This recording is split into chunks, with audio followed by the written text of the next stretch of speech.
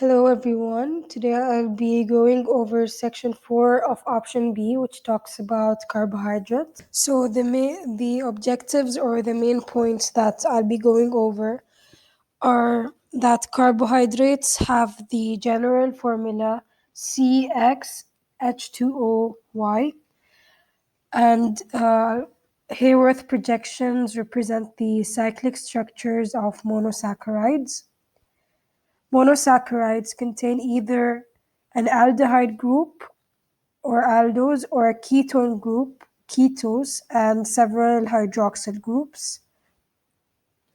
And straight chains form forms of sugar cyclides in solution to form ring structures containing an ether linkage, which bonds the two molecules, and glycosidic bonds form between monosaccharides, forming disaccharides and polysaccharides. Carbohydrates are used as energy sources and energy reserves. Deduction of structural formulas of disaccharides and polysaccharides from given monosaccharides, and the relationship of the properties and functions of monosaccharides and polysaccharides to their chemical structures. So these were the main objectives that I'll be going over and discussing in this lesson. So as we all know, the main structural component of all plants is a polymer called cellulose. And cellulose belongs to a class of compounds called carbohydrates. Carbohydrates are oxygen-rich biomolecules which play a role in metabolic reactions of energy transfer. And the building blocks of carbohydrates are simple sugars called monosaccharides. So one monosaccharide is only one sugar unit, but monosaccharides can form disaccharides and polysaccharides, which are more than one monosaccharide put together. So disaccharides are two monosaccharides combined together, and polysaccharides can be three or more molecules of monosaccharides, which can be put together to form one large molecule. And again, this molecule is called a polysaccharide. I'll be explaining more about disaccharides and polysaccharides later on in the presentation. All monosaccharides have the general formula CXH2OY. The glucose molecule has 6 carbons in the straight chain. So C6, then H, you multiply 2 by 6, so it's 12. And then you put 6 in the place of the Y. So the formula of glucose is C6H12O6. They contain a carbonyl group, which is a C double bonded to an O, and at least 2 hydroxyl groups, as shown right here. So this is the carbonyl group, and here this is the hydroxyl group. And in a solution, isomers of monosaccharides are in equilibrium. So the forward reaction is equal to the rate of the reverse reaction. And the large number of OH in the molecules make them soluble. As shown right here, there are 5 hydroxyl groups. So there are large amounts of hydrogen bonding, which makes them soluble. So the large amounts can be dissolved in a small amount of water because of its solubility. Moving on to the straight chains. So I'll be going over the straight chain of glucose. Glucose is also known as an aldose sugar, and this is because it has an aldehyde group, which is shown right here. This aldehyde group contains a carbonyl group, which is the C double bonded to an O. As for the functional groups which are present in this glucose molecule, they are the aldehyde group and the hydroxyl group. As for the solubility of glucose, it is highly soluble because of the high degree in hydrogen bonding in the hydroxyl groups because of the oxygen bonded to hydrogen. And now for the cyclic structure of glucose. So in a solution, glucose is at equilibrium with its Hayworth structure. Hayworth structure is another name for the cyclic structure, which is shown right here, or also a ring structure. So the straight chain of glucose will cyclize to produce the ring structure containing an ether linkage, which is shown right here. And the ether linkage connects carbon number 1 and carbon number 5 together from the straight chain of glucose, and water is lost in the reaction to form the cyclic structure, which is also known as alpha glucose. The cyclic structure contains the ether linkage, which is represented by the O, which connects carbon number 1 and 5.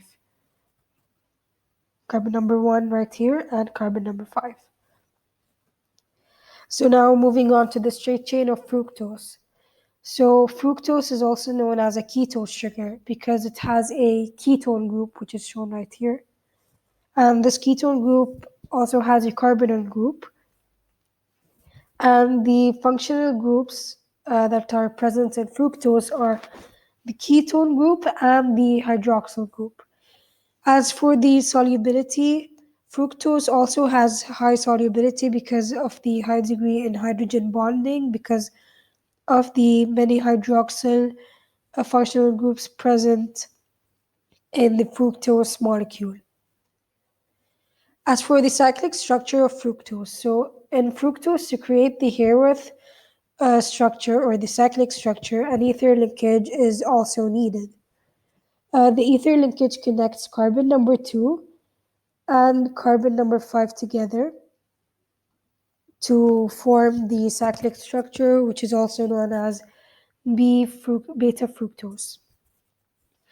And also the straight chain structures and the cyclic structures are present in section 34 from the data booklet. Not all cyclic structures and straight chain structures are shown, but the ones for fructose and glucose are both shown. As sometimes in the exam they might ask you to draw the cyclic structure when the straight chain structure is only present in the data booklet, and vice versa.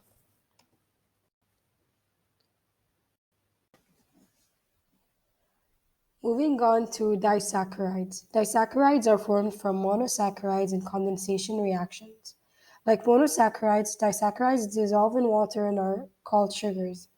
Disaccharides are soluble molecules that can be hydrolyzed into monosaccharides by acid hydrolysis or enzyme catalyzed reactions.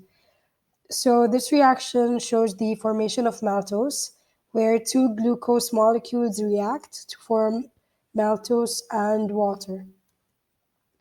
So now we'll look more deeply on on the specific details that happen to form maltose. So maltose is formed when two glucose molecules react. The two hydroxyl groups in both glucose molecules react together in a condensation reaction, and a water molecule is eliminated. So this OH is eliminated, and the hydrogen here is eliminated. So we're only left with an oxygen molecule. So we're only left with an oxygen.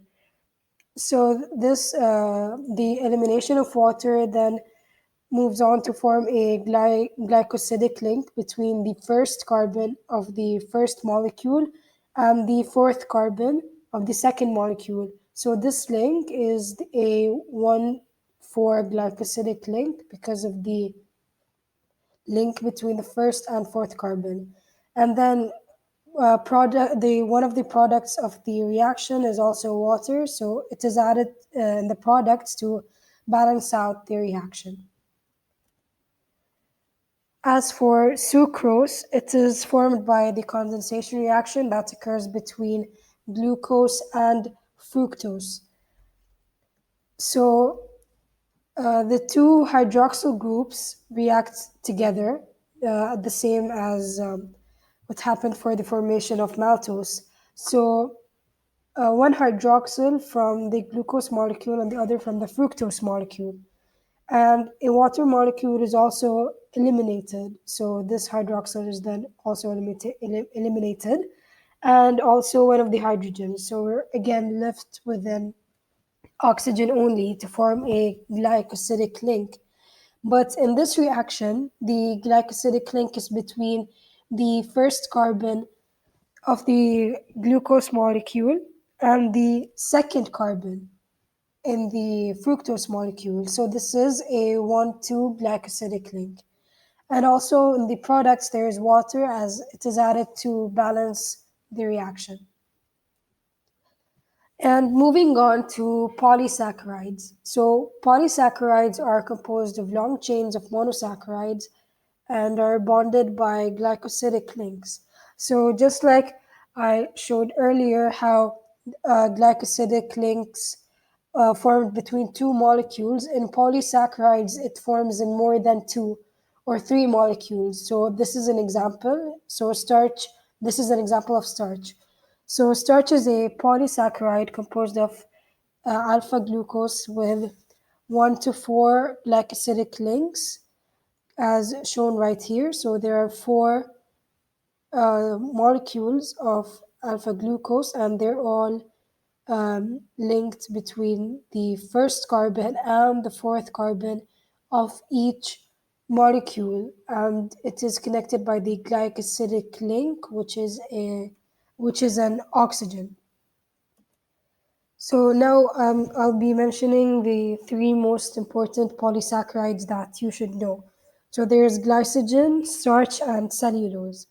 So glycogen is used as carbohydrate storage in humans and animals, and starch is used as carbohydrate storage in plants, and cellulose is used as a structural material in plants and as a dietary fiber as part of a balanced diet.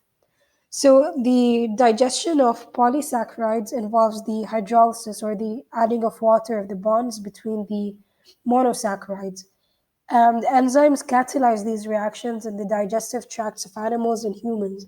However, humans and most other animals lack the enzyme cellulase, which is required to digest cellulose. So, because humans and animals lack the enzyme cellulase, cellulose can't be digested by humans and animals. So, now moving on to the hydrolysis reaction that occurs. So, if we have starch or glycogen, they can undergo a hydrolysis reaction or the addition of water to break them down into disaccharides like maltose, and then further digestion occurs, which breaks it down into glucose. And then glucose is transported to different parts of the body and used to produce energy. So now I'll be talking about the roles of monosaccharides and polysaccharides. So humans use carbohydrates to provide energy. Although carbohydrates produce relatively less energy than lipids as they contain a higher percentage of oxygen, they readily oxidize in the body to provide energy, and this formula is used to represent the reaction that occurs. And humans also use carbohydrates to store energy.